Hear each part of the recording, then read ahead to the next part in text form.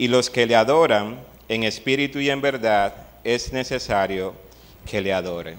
Vamos a orar. Soberano Dios, Padre eterno, Padre bueno, Señor,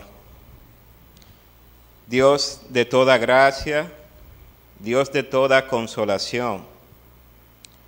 Señor, al venir delante de ti en este tiempo, quiero suplicarte, Señor, que seas conmigo, Padre, para hacer un buen uso de tu palabra.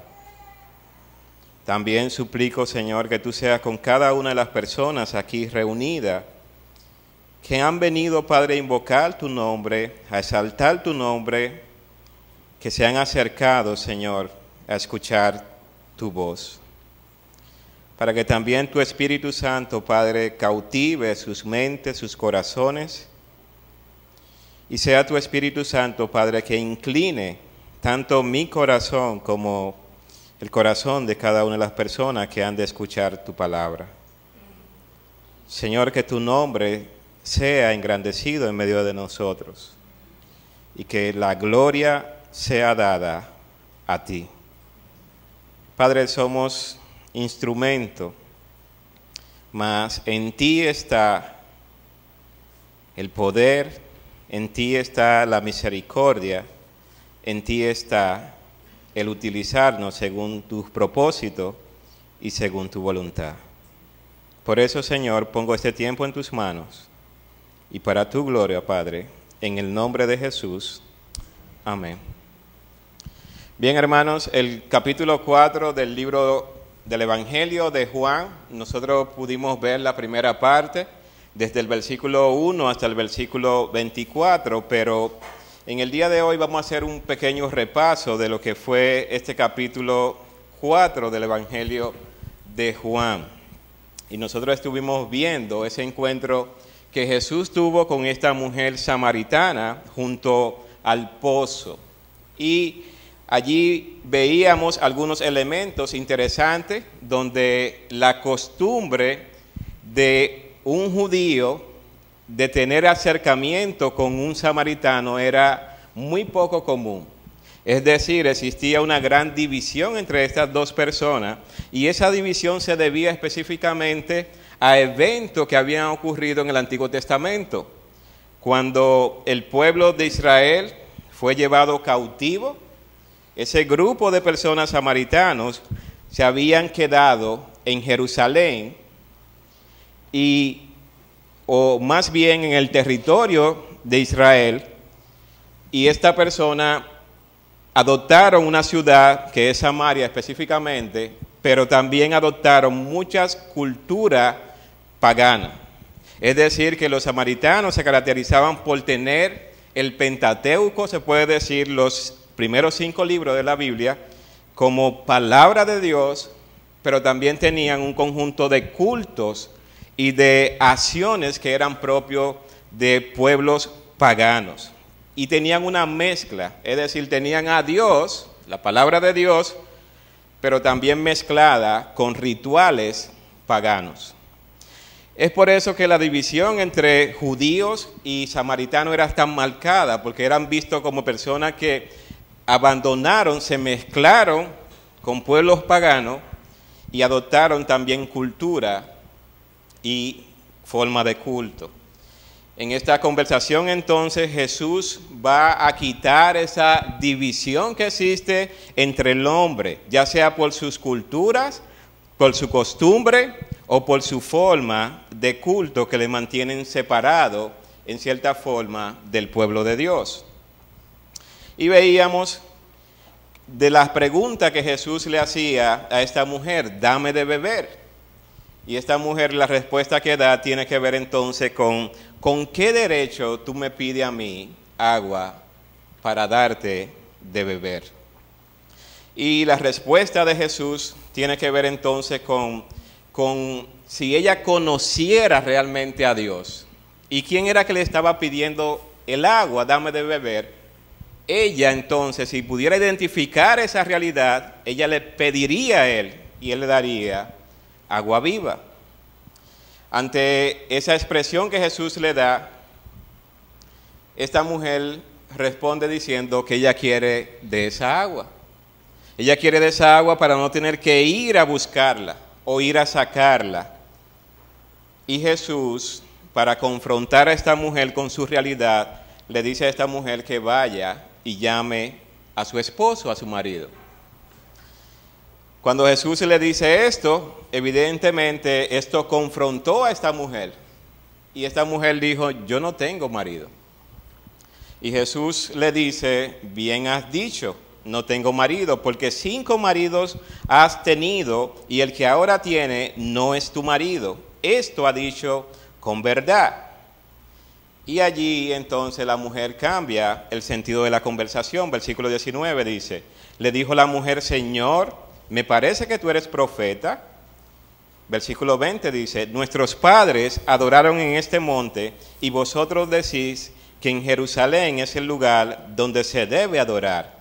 Jesús le dijo, mujer, créeme que la hora viene cuando ni en este monte ni en Jerusalén adoraréis al Padre.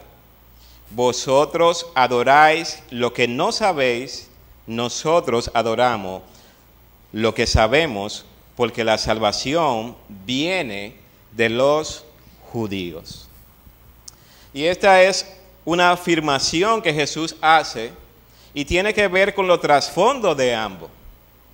Estos samaritanos tenían ciertamente los primeros libros de la Escritura, pero habían perdido de vista todo el plan que Dios había estado desarrollando con el pueblo de Israel, con los judíos específicamente, y cómo la promesa que Dios había dado era precisamente que de ese pueblo, del pueblo judío, vendría el Salvador. Jesús presenta allí una realidad de que ellos están adorando algo que ellos no conocen. Y le enfatiza que la salvación viene de los judíos. Versículo 23, mas la hora viene y ahora es cuando los verdaderos adoradores adorarán al Padre en espíritu y en verdad, porque también el Padre, tales adoradores, busca que le adoren. Esto es interesante porque esta mujer había sido confrontada con su pecado. Esta mujer quería del agua viva que es Jesús, pero Jesús le presentó la necesidad de arrepentimiento, de cómo su vida desordenada era un obstáculo realmente para rendir adoración a Dios. Y eso viene y Jesús lo resalta en cierta forma mostrando esa realidad. Las personas quieren los beneficios, quieren tener una relación con Dios, pero no quieren arrepentirse de su pecado. No quieren que lo confronten con sus pecados. Las personas quieren el bienestar, quieren la bendición, quieren a Dios, pero no quieren arrepentirse. Y Jesús había confrontado a esta mujer con su realidad. Y esa realidad luego presenta entonces de que Dios está buscando realmente hombres y mujeres para que le adoren. No es para que tengan una simple identificación con Dios. No es para tener a Dios como si fuera un amuleto de la buena suerte, sino está buscando personas que conozcan a Dios, pero personas que entreguen toda su vida en obediencia a vivir para Dios. Y por eso él resalta esa realidad. Dice el versículo 24, Dios es espíritu y los que le adoran en espíritu y en verdad es necesario que le adoren. Es decir, las necesidades básicas, elementales que nosotros necesitamos satisfacer, así como existen estas necesidades que tú y yo podemos identificar, también existe una gran necesidad espiritual que nosotros debemos llenarnos, que debemos satisfacer, y esa necesidad es espiritual.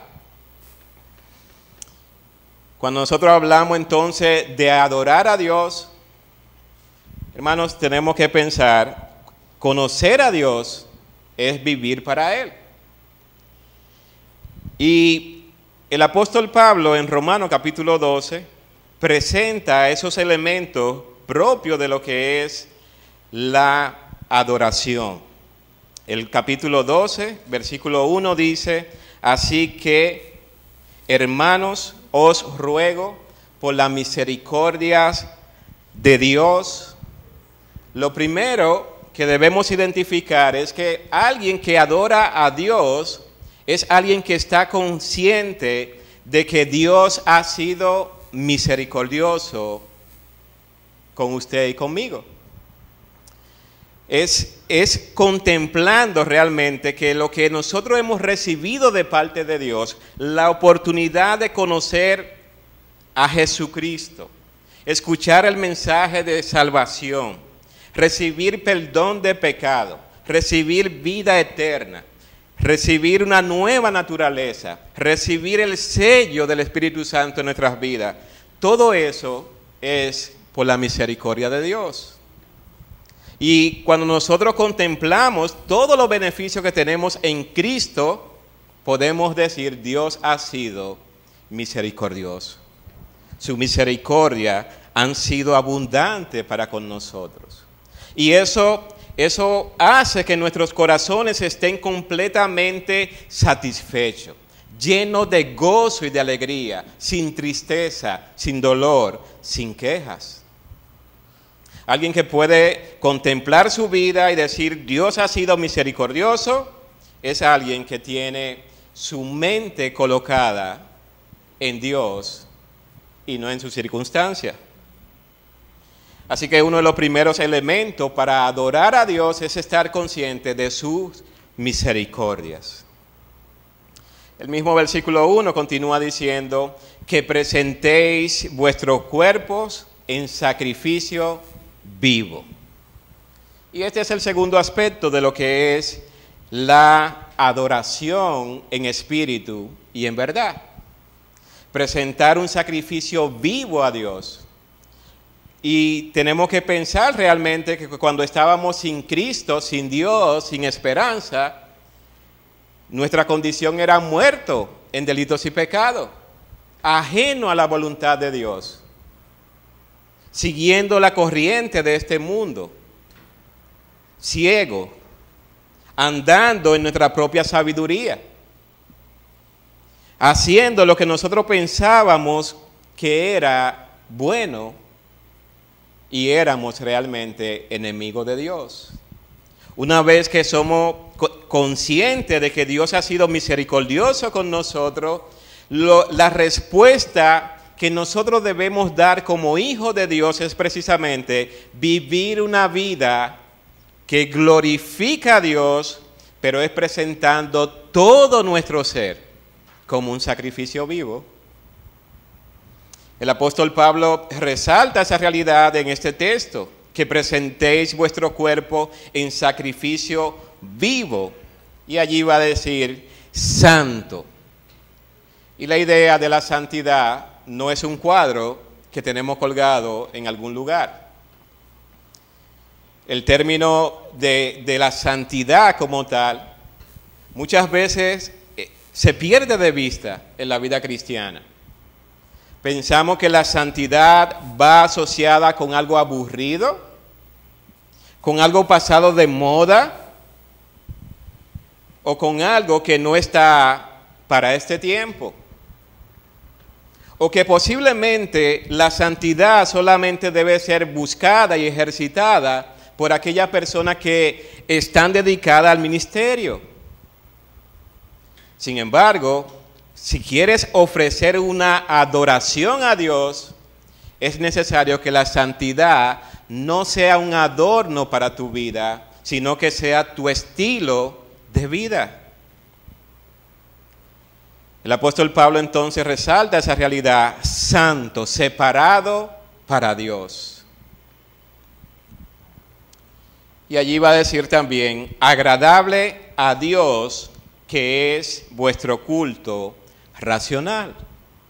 Es decir, que alguien que ha sido objeto de la misericordia de Dios, vive para Dios, se separa para Dios y vive una vida agradable para Dios. Versículo 2 dice, ¿cómo se puede lograr esto? ¿Cómo puede el hombre que ha aceptado a Cristo como Señor y Salvador vivir para Dios en un mundo caído?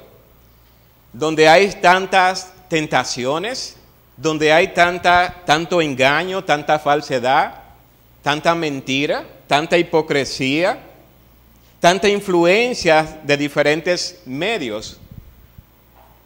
Versículo 2 dice, no os conforméis a este siglo, sino transformaos por medio de la renovación de vuestro entendimiento.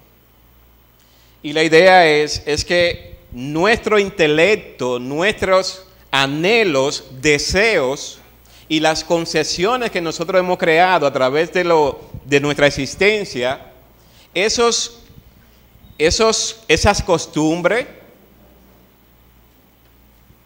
esa manera de vivir, el texto nos está diciendo que nosotros no debemos conformarnos a este siglo. Y contrario a conformarnos a este siglo, el texto nos está presentando, dice, sino transformaos por medio de la renovación de vuestro entendimiento. ¿Para qué? Para que comprobéis cuál sea la buena voluntad de Dios. ¿Y cómo es esa buena voluntad de Dios? Agradable y perfecta. Es decir, que el hombre que vive para Dios experimenta en su vida, en su existencia, lo que es bueno y lo que es agradable, de acuerdo a lo que Dios aprueba. La idea es renovar nuestra mente con su palabra, de tal manera que anhelamos lo que Dios anhela, que buscamos lo que Dios está buscando, que ofrecemos nuestro cuerpo en sacrificio vivo, santo, agradable a Dios. En ese sentido, entonces, cuando Jesús está hablando con esta mujer y le dice estas palabras, Dios es espíritu y los que le adoran en espíritu y en verdad es necesario que le adoren. Esta es la idea. Hay que ofrecer su cuerpo en sacrificio vivo. Hay que vivir para Dios. Hay que saturarse de la palabra de Dios para poder discernir y no tener las influencias del mundo, de un mundo que se opone a Dios. El versículo 25 entonces dice, le dijo la mujer, sé que ha de venir el Mesías, llamado el Cristo. Cuando Él venga, nos declarará todas las cosas. Esta mujer le responde a Jesús que ella tiene una esperanza, ella tiene una expectativa, y esa expectativa está en tener o poder contemplar a Jesucristo, poder escuchar lo que Jesucristo tiene que decir. Y esta mujer está pasando por alto una gran realidad que Jesús luego le va a responder. Pero podemos concentrarnos un poco en lo que esta mujer está diciendo. Ella está esperanzada que ha de venir el Mesías. Y esto es legítimo, hermano. Ella, como una rama, se puede decir, del pueblo de Israel, o judío específicamente, ella también tenía esta esperanza de que el Mesías en algún momento llegaría. Y uno puede comparar eso con nuestras vidas. Muchas veces nuestra adoración a Dios es a media. porque estamos esperando algo. Hay algo en lo que estamos esperanzados en cierta forma. Queremos entregar nuestra vida a Dios, sin embargo, solamente le damos una parte. Queremos rendirnos a Dios, pero solamente estamos dispuestos a rendir una parte. ¿Por qué? Porque tenemos la esperanza de que en algún momento yo voy a poder entregar toda mi vida a Dios. Y estamos esperando que algo suceda. Y ese algo tiene diferentes nombres. Muchas personas pueden decir, bueno, cuando yo sea más viejo, yo le sirvo al Señor enteramente. Otros pueden decir, bueno, cuando yo termine los estudios, o cuando yo me pensione, o cuando los hijos ya crezcan. Y hay tantas cosas que se pueden poner como excusa para no rendir una genuina adoración a Dios. Esta mujer, delante de Jesucristo, le dice que tiene una esperanza. Versículo 26. Jesús le dijo, yo soy el que habla contigo. Hermanos, la respuesta que nosotros muchas veces estamos esperando, ya Dios la ha revelado en su palabra. Lo que tú y yo necesitamos saber y conocer a Dios, ya Dios lo reveló en su palabra.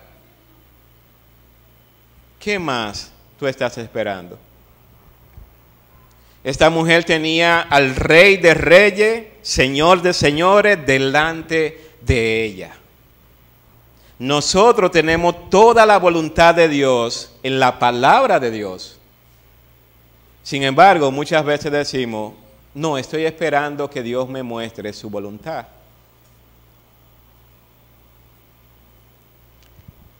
Estoy esperando que Dios me muestre su voluntad. Pero no leemos las Escrituras, no oramos.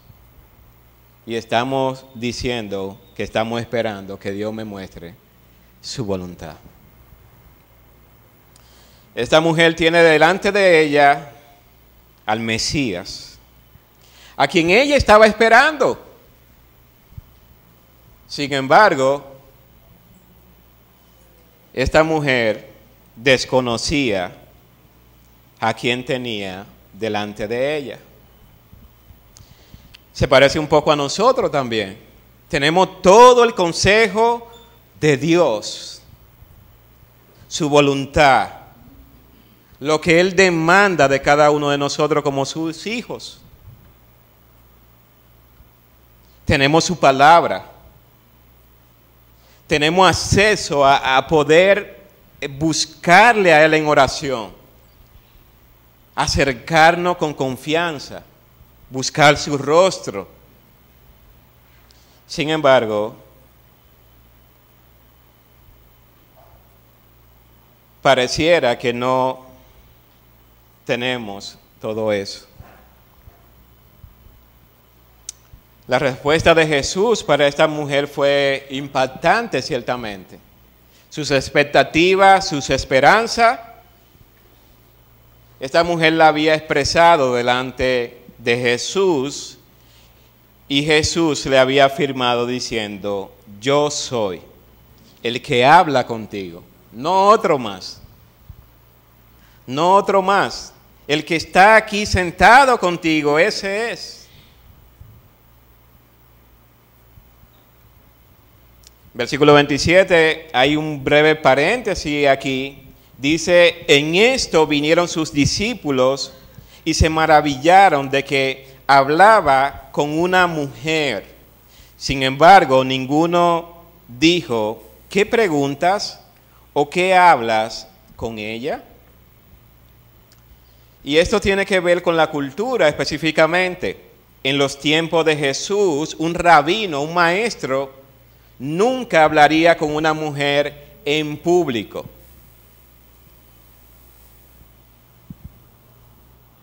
Un maestro, un rabino nunca tendría una conversación con una mujer en público. Esa es una. Y en segundo lugar, si solía conversar con alguien, tenía que ser alguien de la familia. Es decir, que este evento es muy atípico. Y es por eso que el texto resalta la reacción de los discípulos. Ellos se maravillan de que hablaba con una mujer. Sin embargo, lo que presenta a continuación demuestra de que ellos tienen una gran reverencia a Jesucristo. ¿Por qué? Porque ellos no cuestionaron sus motivos, sus razones. Y aquí nosotros vemos cómo el texto resalta esa realidad. Sin embargo, ninguno dijo, ¿qué preguntas o qué hablas con ella? El texto en el versículo 28 dice, entonces la mujer dejó su cántaro y se fue a la ciudad y dijo a los hombres. Y este evento, hermanos, es interesante. Esta mujer dice estar esperando a Jesús. Jesús le está diciendo, yo soy el que habla contigo. Y la respuesta de esta mujer es, baja su cántaro y va a la ciudad. Esto muestra entonces que quien escribe este libro, este evangelio, fue un testigo ocular, es decir, alguien que estaba presente ahí. Porque este tipo de detalle lo que quiere demostrar es precisamente que quien está escribiendo presenció el evento, contempló el detalle de qué hizo esta mujer. Y el hecho de dejar su cántaro también es una señal de que ella va a regresar. Esto es una garantía, ella está dejando algo que le pertenece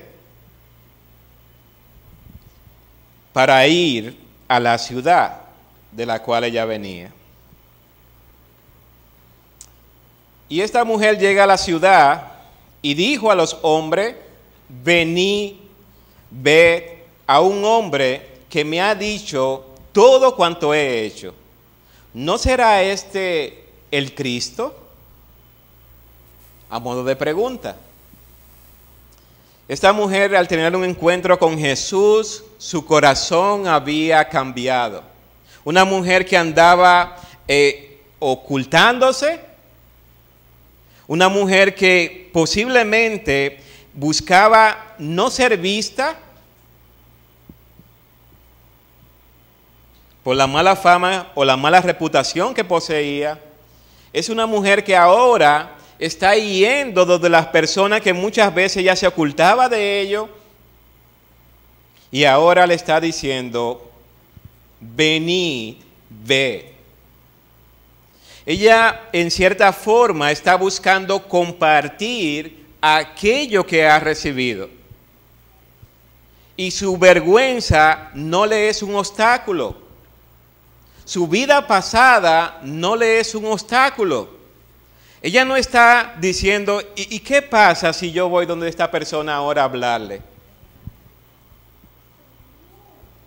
O ella pudiera decir, yo estoy descalificada para hablarle a esta persona, porque ellos me conocen y ellos saben quién yo soy. Esta persona está yendo y está diciendo aquello que ha pasado en su vida. Allí nosotros vemos entonces que el texto es bastante enfático. Y la manera de esta mujer presentar, o la pregunta que ella hace, venid, ved a un hombre que me ha dicho todo cuanto he hecho. Y ella no es presuntuosa. Ella más bien está en una posición de querer guiar a las personas que puedan tener sus propias conclusiones. Porque la manera como ella lo presenta dice, ¿no será este el Cristo? Ella no está afirmando nada. Ella sí ha dicho algo, y es que hay alguien que conoce todo mi pasado. Hay alguien que conoce todo mi pasado, detalles que nadie quizá conoce. Hermanos, si uno puede ver en esta mujer, en la reacción de esta mujer, es que cuando nosotros predicamos la palabra de Dios, la persona puede ofenderse por un lado, porque cuando le decimos tú eres pecador, si no acepta a Cristo como Señor y Salvador, va camino a un lugar de condenación, tiene que arrepentirte, tiene que dejar tu pecado, tiene que nacer de nuevo. Y en un tiempo como este, cuando nosotros hablamos o predicamos el Evangelio, muchas veces la respuesta de este mundo ahora en el cual nosotros estamos viviendo es, ¿y quién eres tú para juzgarme? Esta mujer podía decir eso. Conocer mi pasado, ¿y quién eres tú para juzgarme? Ella podía reaccionar así. Sin embargo, ella estaba hablando con el Rey de Reyes y Señor de Señores. Y esta mujer no era de cristal. Esta mujer, su corazón pudo ver la necesidad de arrepentimiento y aún de compartir con otro lo que ella había experimentado. Su manera de presentar a Cristo es una invitación realmente a que ellos también puedan escucharlo. Ella dice, me ha dicho muchas cosas que nadie conoce. Le invito a ustedes que también lo puedan escuchar. Versículo 30 dice, entonces salieron de la ciudad y vinieron a él. Salen de la ciudad y van a ese encuentro con Jesucristo. Y aquí nosotros vamos a ver algunas prioridades ahora. Versículo 31. Entre tanto, los discípulos le rogaban diciendo, Rabí, come. Dice que el texto está presentando que entre estas personas están yendo donde está Jesucristo. Los discípulos entonces están teniendo una conversación con él. Y la conversación que tienen es decirle, Señor. Y el texto dice, los discípulos le rogaban, diciendo, Rabí, come. Y esto muestra una genuina interés en su Señor. Ellos saben que Jesús estaba cansado del camino. Ellos saben que Él debía comer algo y ellos están mostrando realmente su inquietud, su interés. Esto es una preocupación legítima. Preocuparse. Maestro, tú tienes que comer algo. Sabemos que el camino ha sido difícil, que tú estabas cansado. Necesitas reponer fuerza, Señor. Y estos discípulos están mostrando cuál es su prioridad también allí. Ellos están interesados por Jesús. Sin embargo, la respuesta del versículo 32 muestra también cuál es la prioridad de Jesucristo. Él les dijo, yo tengo una comida que comer que vosotros no sabéis.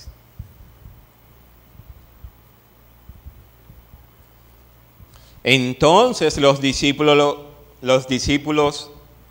decían unos a otros, ¿le habrá traído alguien de comer? Los discípulos, a pesar de estar interesados en su maestro, están llegando a hacer conjeturas que no son las correctas realmente. Ellos llegaron a pensar y decir, bueno, ¿será que alguien lo alimentó ya?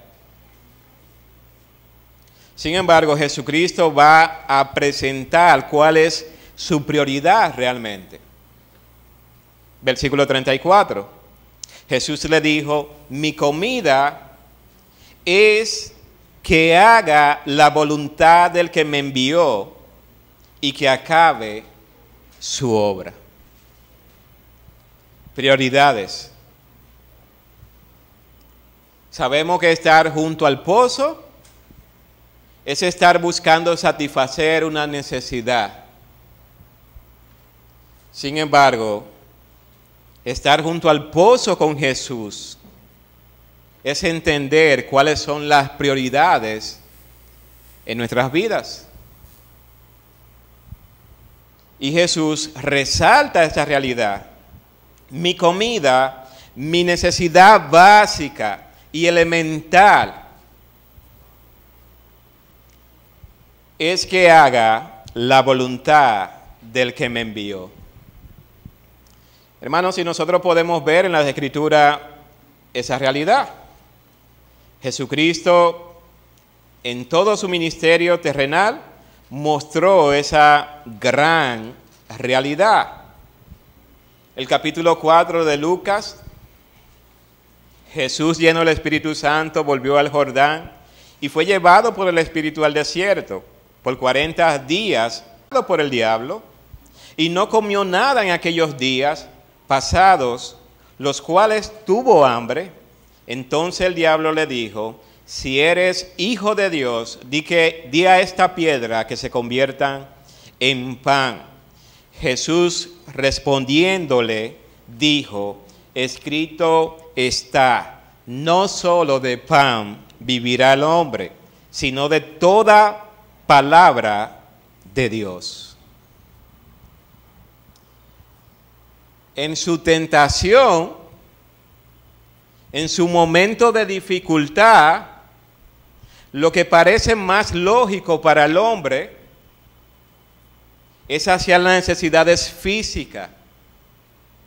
Sin embargo, Jesús está presentando que a pesar de que esas necesidades están presentes y son una realidad, y hay que buscar la manera de cómo satisfacerla, Jesús está presentando también que hacer la voluntad de Dios debe de tener una gran prioridad en nuestras vidas. Y Él la pone por encima de las necesidades básicas y elementales que nosotros podemos necesitar. Dios conoce nuestras necesidades, hermanos. Conoce nuestras limitaciones, pero Dios conoce que cuando tú vives para Él y tú le entregas tu vida a Él, aun cuando vaya a satisfacer esas necesidades básicas, lo va a hacer glorificando su nombre, experimentando la bondad de Dios. El texto resalta esa realidad. Mi comida es que haga la voluntad del que me envió y que acabe su obra. Una de las palabras que Jesús pronunció estando en la cruz del Calvario fue: consumado es, hecho está. Jesús vino con un propósito y ese propósito le estuvo cumpliendo todo el tiempo, haciendo la voluntad de Dios. Versículo 35 dice: ¿no decís vosotros aún faltan 4 meses para que llegue la siega? He aquí os digo, alzad vuestros ojos y mirad los campos, porque ya están blancos para la siega.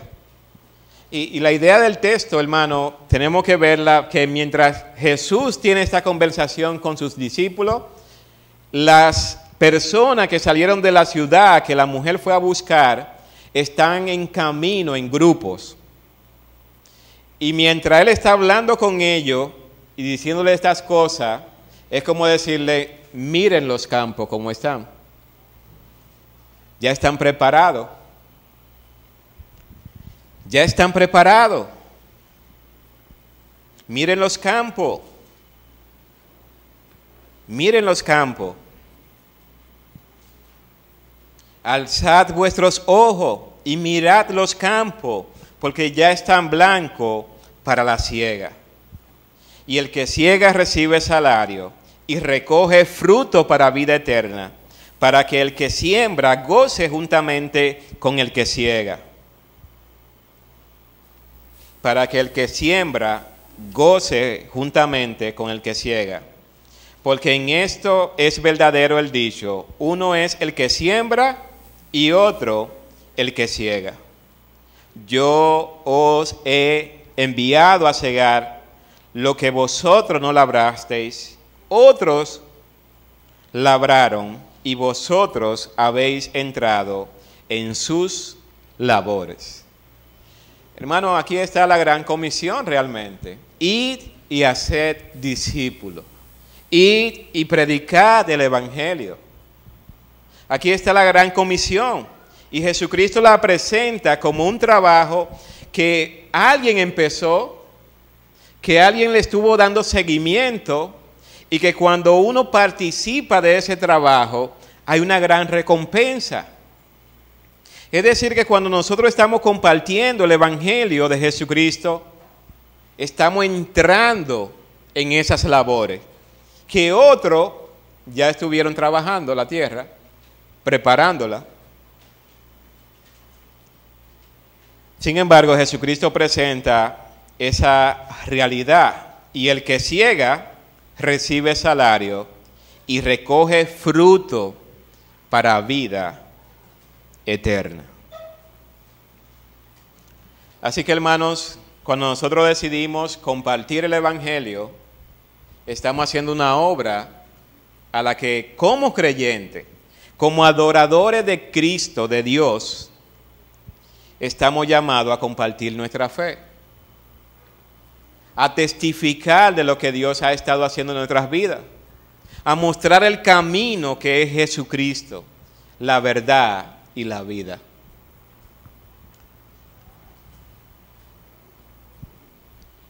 Versículo 39 dice: y muchos de los samaritanos de aquella ciudad creyeron en él por la palabra de la mujer, que daba testimonio diciendo: me dijo todo lo que he hecho. Hermanos, el testimonio tuyo y mío es necesario proclamarlo.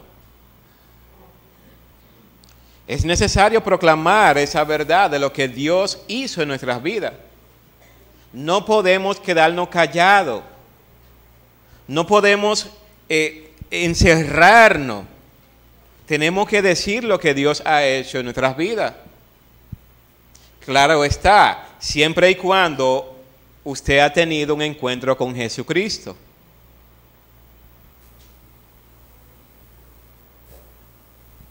El apóstol Pablo decía que él era una impuesta necesidad. No podía dejar de proclamar el evangelio. Aquí el texto entonces pone de manifiesto de que el testimonio de esta mujer había cautivado a aquellas personas que le habían escuchado y habían creído. Y la idea es que compartiendo ahora la fe de esta mujer, ha hecho que otras personas se adueñen también de esa fe, de esa convicción que ella tiene.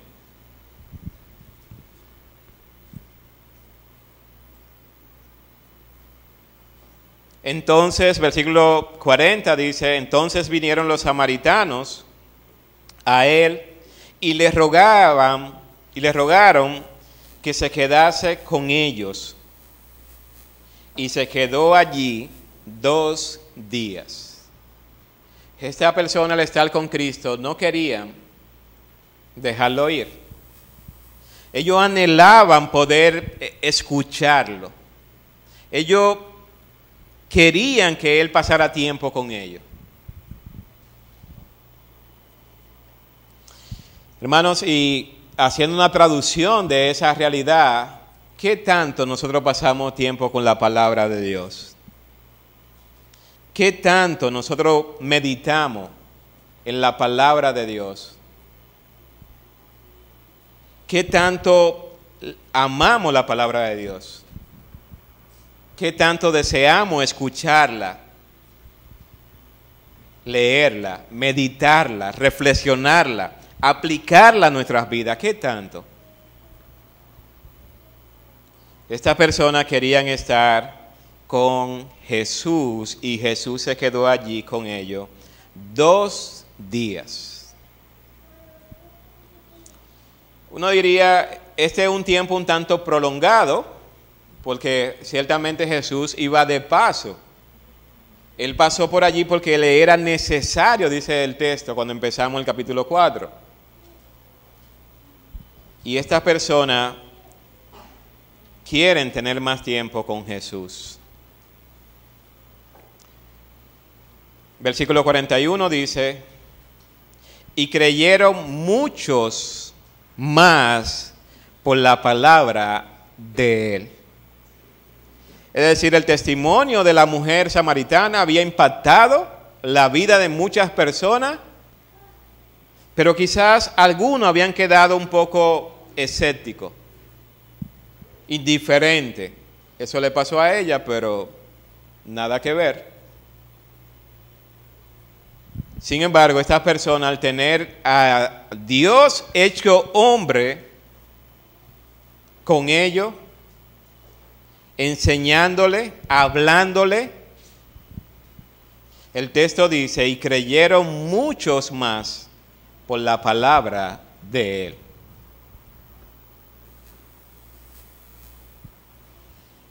Esto nos muestra que como seres humanos nosotros estamos llamados a llevar a las personas, a predicarle el evangelio, pero el hombre tiene que tener un encuentro con Jesús. Y es delante de Jesús que necesita rendir su vida.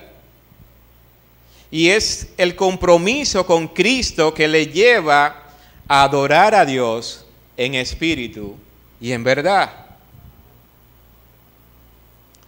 Dice el texto, y decían a la mujer, ya no creemos solamente por tus dichos. Y en cierta forma, ellos no le están restando importancia al testimonio de ellos. Ellos están diciendo, mira, lo que nos dijiste ciertamente cautivó nuestra atención. Nos puso a mirar al lugar correcto. Pero ¿sabe qué? Ya no solamente es por lo que tú nos decías, porque nosotros mismos hemos oído y sabemos que verdaderamente este es el Salvador del mundo, el Cristo. Y esta es una gran afirmación. Esta persona testifica luego de tener un encuentro con Jesucristo. Esta persona pueden darse cuenta, pasando 2 días solamente con Jesús, que Él es el Salvador del mundo. Y esto es importante porque aquí no está haciendo alusión ni a judíos ni a samaritanos. Está diciendo que Cristo precisamente vino a morir por los pecados del hombre en todos los pueblos, en todas las lenguas y en todas las naciones. Jesús es el Salvador de todos, sin favoritismo, sin excepciones. Y eso va muy de la mano con Juan capítulo 3, verso 16, muy conocido, y lo que dice a continuación. Porque de tal manera amó Dios al mundo que ha dado a su Hijo unigénito, para que todo aquel que en Él cree no se pierda, mas tenga vida eterna. Versículo 17 dice, porque no envió Dios a su Hijo al mundo para condenar al mundo,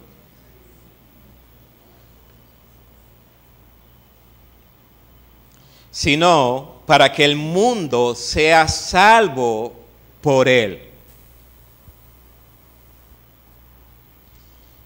Y Juan hace también como un resumen de esa realidad. Versículo 18. El que en él cree no es condenado. Es muy simple. El que cree en Jesucristo no es condenado. Pero el que no cree ya ha sido condenado, porque no ha creído en el nombre del unigénito Hijo de Dios. Y esta es la condenación, que la luz vino al mundo y los hombres amaron más las tinieblas que la luz, porque sus obras eran malas. Porque todo aquel que hace lo malo aborrece la luz y no viene a la luz para que sus obras no sean reprendidas. Mas el que practica la verdad viene a la luz para que sea manifiesta que sus obras son hechas en Dios. Este es un texto muy conocido.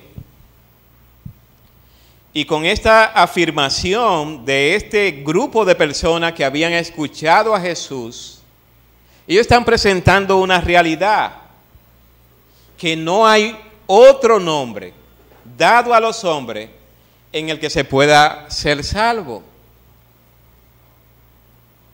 Él es el Salvador del mundo. Él es el camino, Él es la verdad, Él es la vida.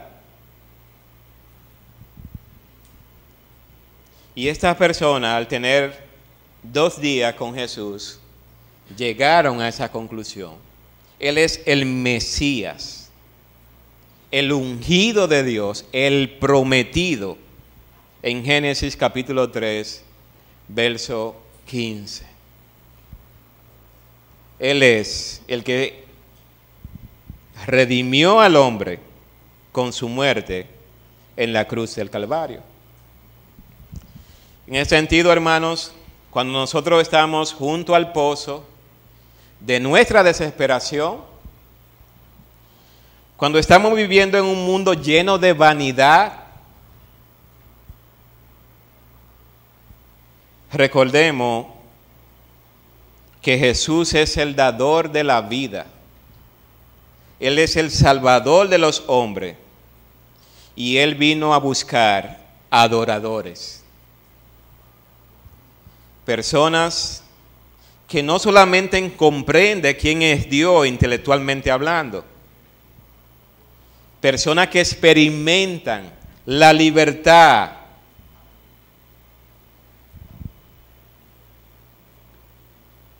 de no ser más un esclavo del pecado y que puede ahora vivir para Dios en cuerpo y alma.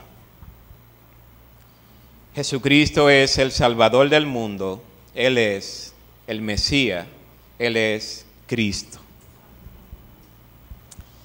Hermanos, que eso nos lleve a nosotros a meditar en esa realidad. No podemos conformarnos a este mundo. No podemos vivir para lo que el mundo está viviendo en el día de hoy. Tenemos que presentar nuestros cuerpos en sacrificio vivo, santo, agradable a Dios. Esa es nuestra adoración en espíritu y en verdad. Que el Señor nos conceda gracia a nosotros, para nosotros vivir para Dios. Esta mujer, cuando tuvo un encuentro con Cristo, ya no se avergonzaba de lo que antes se avergonzaba. Esta mujer entendió la misericordia de Dios, la experimentó en su vida. sus cargas fueron depositadas en Jesús. Estas personas, al escuchar a Jesús, también pudieron poner su esperanza en Jesucristo. Él es el Salvador del mundo. Él murió en la cruz. Él vino a buscar adoradores. Vivamos para Él. Adorémosles en espíritu y en verdad, como verdaderos adoradores. La segunda venida de Cristo está cerca. ¿Estamos preparados? ¿Estamos adorando a Dios? ¿Estamos viviendo para Dios? Son preguntas que cada uno de nosotros puede responder para sí mismo. Recordemos, hermanos, la adoración demanda una entrega completa a Dios. Y amigo, tú que nos visitas también, queremos que también tú puedas conocer a Dios como tu Salvador. Que tú puedas entender que Jesús murió en la cruz del Calvario para darte vida, para libertarte de la esclavitud del pecado. Y si tú has escuchado que encontrar a Jesús es encontrar la vida eterna, ven a Él, ríndete a Él y vive para Él, para que experimente las bondades de Dios, la misericordia de Dios, que son incomparables a las cosas que este mundo pasajero nos ofrece. Ven a Cristo en arrepentimiento y fe y serás salvo. Vamos a orar. Señor,